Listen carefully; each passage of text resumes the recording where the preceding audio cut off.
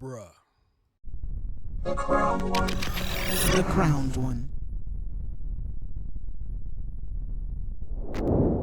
What's up, guys? How's it going? Glad to have you back here at the Crown One. And as you guys have already noticed, unless you've been living under a rock, former President Donald J. Trump, there was an attempted assassination on his life just yesterday out in I think it's called Braden, up in Pennsylvania, during a rally for his campaign. Now, I've already covered the stream from last night, and of course, there have been some new developments. I won't be covering those new developments that have come out today.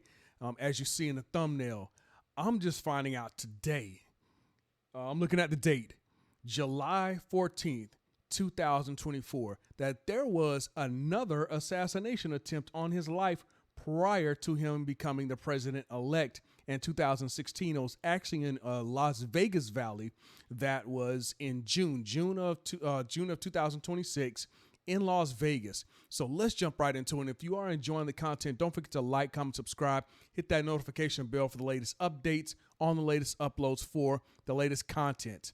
And I'm looking at this article, and I was actually just doing some more research on the current developments of his assassination attempt in Pennsylvania.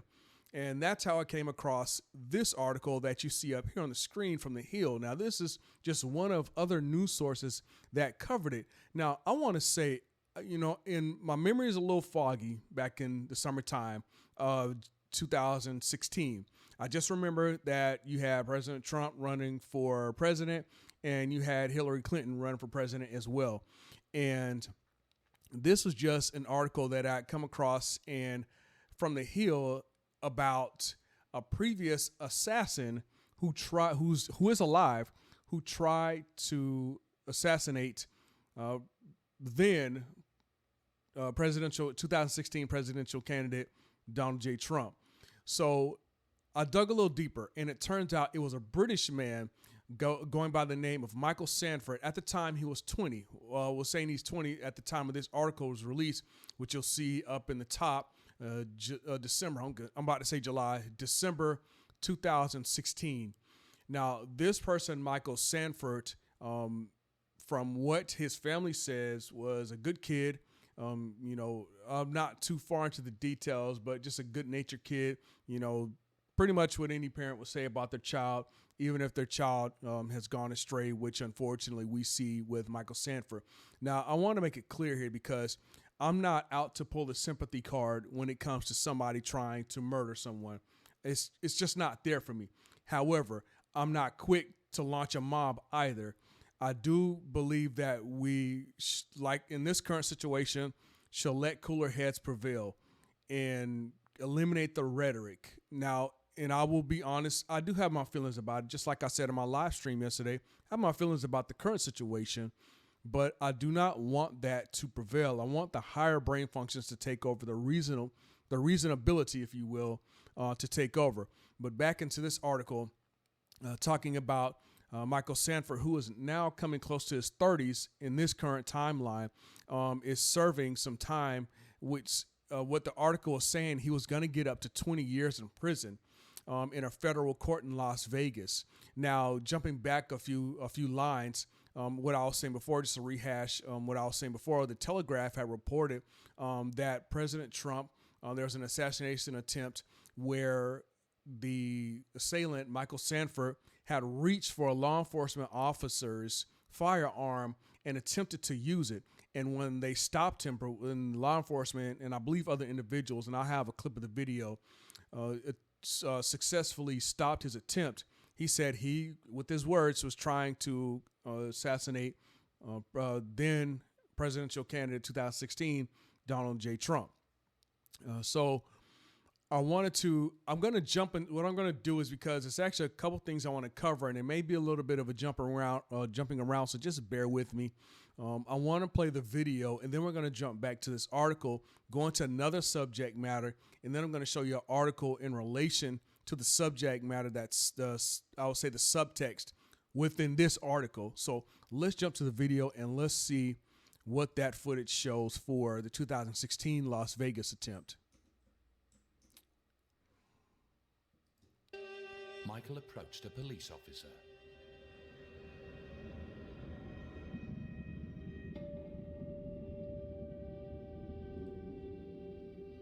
Seconds later, he attempted to grab the officer's gun.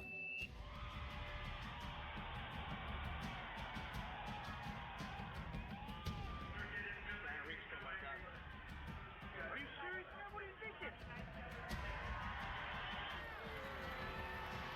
We love our police.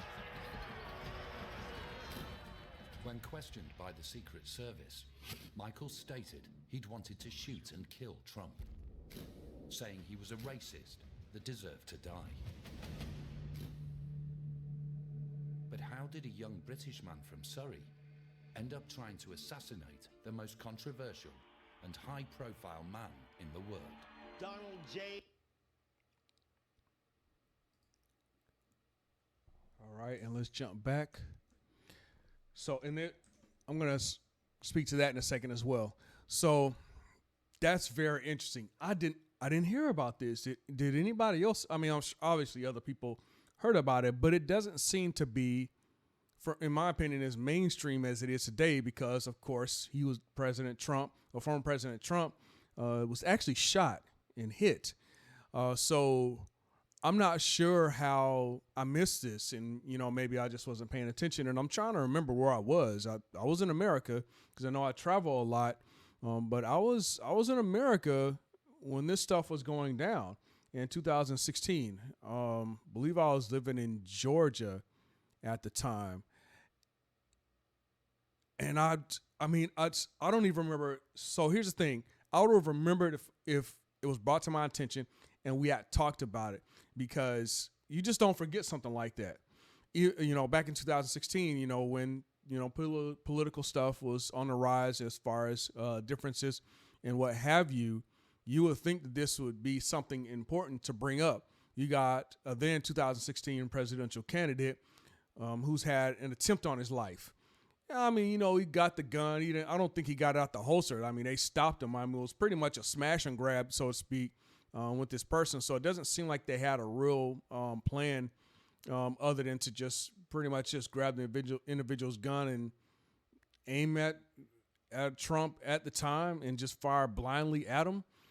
So it doesn't appear to be as planned out as what we might see in the current situation for the second attempt. And I say second attempt because I didn't even know there was a first. Again, this is news to me, and I know this is 8 years ago. I didn't even know this happened. And this is like when I first found out, I mean, my mind was just blown. You saw the thumbnail. I just didn't know it happened. So when we go into the sentencing portion, it says Sanford, who has autism, was sentenced at a federal court in Las Vegas and had been facing up to 20 years in prison prior to his guilty plea. Now, so he pled guilty, from what the report is indicating. His lawyers, Michael Sanford's lawyers, have said he suffers from mental illness and was experiencing a psychotic episode during the incident. Let's see. Judge James Mahan on Tuesday told Sanford during the sentencing that the British man has a medical condition. Okay. So the judge told Sanford that he has a medical condition. I'm curious about the psychological assessment. Let's see. I'm just looking here. Psychiatric help. I skipped over a paragraph. The Telegraph added that Lynn Sanford, Michael Sanford's mother, has asked that he obtain permission to serve his sentence in the UK, so he has access to all the necessary psychiatric help. He has that here in America. So I'm not sure what facility he's serving under, whether they extracted him, extradited him back to the UK and he's serving his time. I know that he is locked up, and I was looking up some other stuff on him, and I didn't realize to look up which facility he was under, but maybe it's revealed here in the article some. Sanford later told police he wanted to kill Trump using the weapon, adding he had even practicing his shooting at a gun range the day before. He pled guilty in September to charges of being an illegal alien. So he got here illegally in possession of a firearm and disrupting an official function. Trump in June said he learned about the attempt on his life from television, adding Secret Service agents and law enforcement officials protecting him did a fantastic job. That's a lot to process. So we have a number of red flags here. From what we've read in the article saying that he had some form of autism, that he flew illegally, and that he made an attempt on an official's life on foreign soil. He had to cross another continent over the ocean and to Las Vegas. So he crossed over the majority of our country, coming from the UK over the Atlantic through the States and then getting over to Nevada, Las Vegas, to make this attempt. Go to the rally. I'm not even sure. I guess he like Ubered or something, and not to make a joke of it or anything like that, but just curious about the transportation. As this information is being revealed to me, but he went through a lot, and this is where I draw into question what they said earlier in the article here. Let me see if I can find it. It says, let's see, Mike Sanford's lawyers have said he suffers from mental illness and was experiencing a psychotic episode during the incident.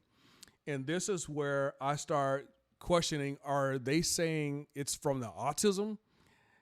Is it from something else? This article doesn't appear to be clear on what type of psychotic issue or psychological issues that Mike Sanford might be dealing with. Because now you're talking about a person who may have been so psychologically driven that they wanted to commit murder.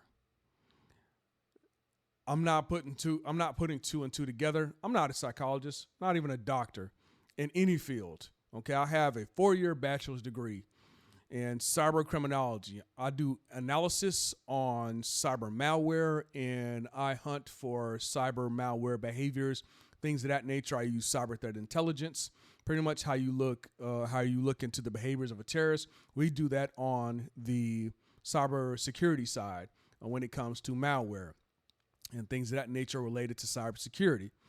So I'm not a doctor by any stretch of the mind or the imagination, but I have questions. And this is probably where the analytical part of my brain starts to kick in, because now we're talking about a person who had means, motive, opportunity.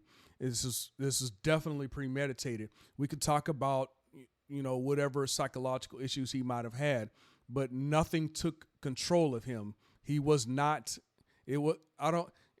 I have questions as to whether or not they're saying he was not in control of his actions because of mental illness, because of autism.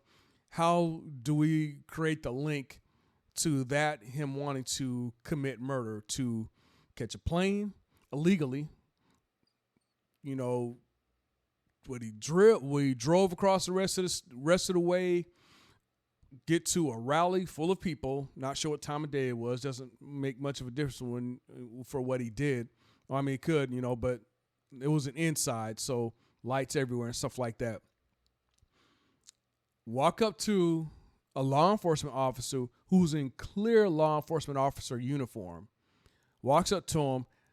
I'm not sure what words were exchanged. I think somewhere in the article talks about he pretended that he wanted a photo op or something to that effect, or he just kind of tried to relax the mindset of the law enforcement officer long enough to be able to reach for the law enforcement officer's firearm.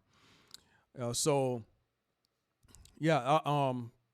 lot of thought that went into that, regardless if it was a psychotic break or what. They say that in the same paragraph, autism and then having a psychotic break or psychotic episode. How long did that episode last? Did it last the whole trip? Because we're not talking about a 2-hour flight. You know what I'm saying? We're not talking about him deciding to buy the plane ticket. Where did he get the resources from?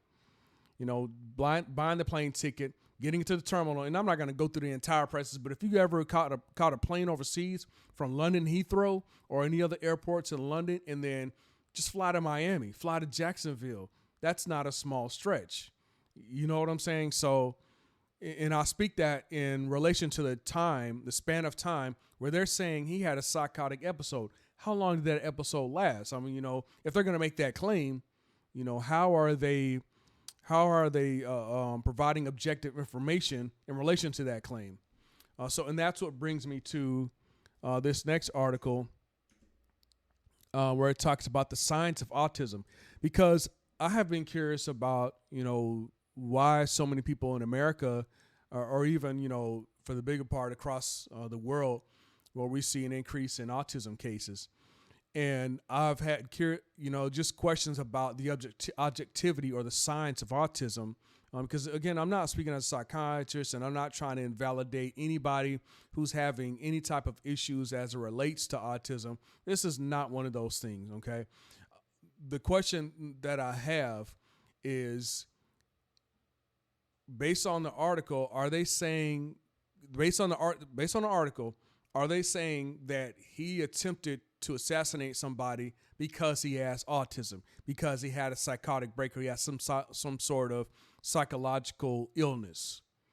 You know what I mean? The details appear to be pretty vague from what was described in the article, and maybe it's just direct quotes from what Michael Sanford's attorneys was talking about. But again, what is the science about what autism is? So I took up a couple of articles just to further educate myself on autism itself. And it says autism spectrum disorder, or ASD, refers to a group of complex neurodevelopment disorders caused by differences in the brain that affect communication and behavior. And then jumping down to a few bullets here, it says, in addition to differences or challenges with behavior and difficulty communicating and interacting with others, early signs of ASD may include, but are not limited to, avoiding direct eye contact, delayed speech and language skills, challenges with nonverbal cues such as gestures or body language, showing limited interest in other children or caretakers, experiencing stress when routines change. So if they're saying he has autism, are we going to be able to find some of these indicators, or where it says but not limited to, just indicators that could point to autism? Because from just again from this page here, and I have all this. It's the National Institute of Neurological Disorders and Stroke is calling autism spectrum a disorder. So again, just want to educate myself on that and learn a little more about what that is in relation to Mike Sanford and autism overall. So let's jump over to something else I wanted to discuss here. And again, we're still talking about the science of autism and the objectivity of autism and how it could affect the body. So 1 in 44 children living in the United States is diagnosed with autistic spectrum disorder, a condition that can present with a diverse range of challenges, especially relating to social communication. Now, I want to jump down here again because we're still talking about the objectivity. It says, and this is Dr. James McPartland, PhD, in the Yale Child Study. And this is back in January 22, where he made this quote. So about 2.5 years, or just over 2.5 years back. He says, quote, "Right now, every decision we make about how to help autistic individuals is based on our subjective clinical thinking." So again, and it says, he says, and I'll read this part right here. It says, "We're trying to create biologically based tools that can help with the clinical research and practice in autism."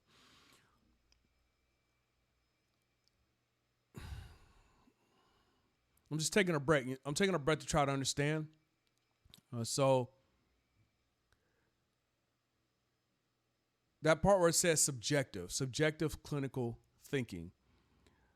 Now, if you ever dealt with science, when they say subjective, they're not just, it's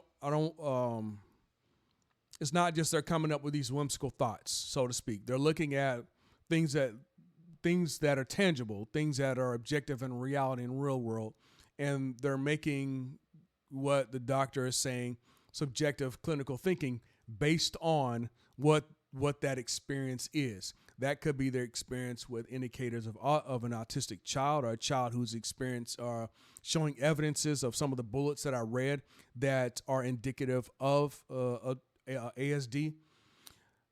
So I'm just, just the whole curiosity thing of how, I'm going to jump back here,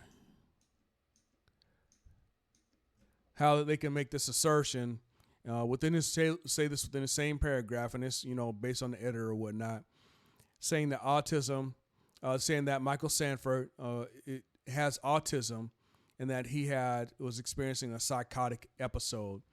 So again, I did go down the rabbit hole just a bit because I'm also, I'm learning. I want to learn. I like learning. And with that learning, it's going to give a certain perspective about certain things. Again, this is not a pacification of his actions. His actions had to be held to account. He tried to take somebody's life on a public forum, and it's about to be a politician at that time, presidential candidate in 2016. So there has to be accountability. There has to be justice. If not, then who's to say that somebody else won't try, thinking that they're not going to suffer the same consequence, or thinking that they're not going to suffer any consequences unless they just don't care. So I hope that I also have some search keys, and I'll have these links in the description. I searched on Michael Sanford, British man, and I also searched on the science of autism, again, just to learn a little better about autism itself. So I hope this informs you guys, to, for one, be careful out there and just continue learning. Again, we're living in some strange times, like I said in my live stream, and I've been telling my wife, like, for the first time in years, I'm a little shook about what has recently happened, with this second assassination attempt. So, just stay safe out there. And I will say, don't let, I want to encourage you guys, don't allow your political differences to cause fissures in a relationship. If you got some people that are just flat out toxic and immature, make your own decisions. If they're not adding value to your life, it's just something that you want to reconsider in your relationship with them. It's cool. If that person's running you down or just being straight up petty, I totally get it. If you want to not so much cut them off, but kind of limit your interaction with them, it's fine. If you got people that are nurturing, it's like, hey, we may disagree, but that doesn't mean we still can be family, friends, whatever the case is. Those are relationships that you want to build off of, because in an exchange, you want to learn. It's not saying one side is more right or more wrong than the other. So I would like to just encourage decorum moving forward. And that's the only way we're going to be able to get through this, because if we start giving into our base emotions, then we're going to continue tearing each other apart. And that's not going to be the worst of it. There are going to be people outside of our borders looking at us tearing each other apart and then thinking how they can capitalize. And that's something I do not want from my nation. So with that being said, if you guys are enjoying the content, don't forget to like, comment, subscribe, hit that notification bell for the latest updates and the latest uploads for the latest content. And I'll talk to y'all later.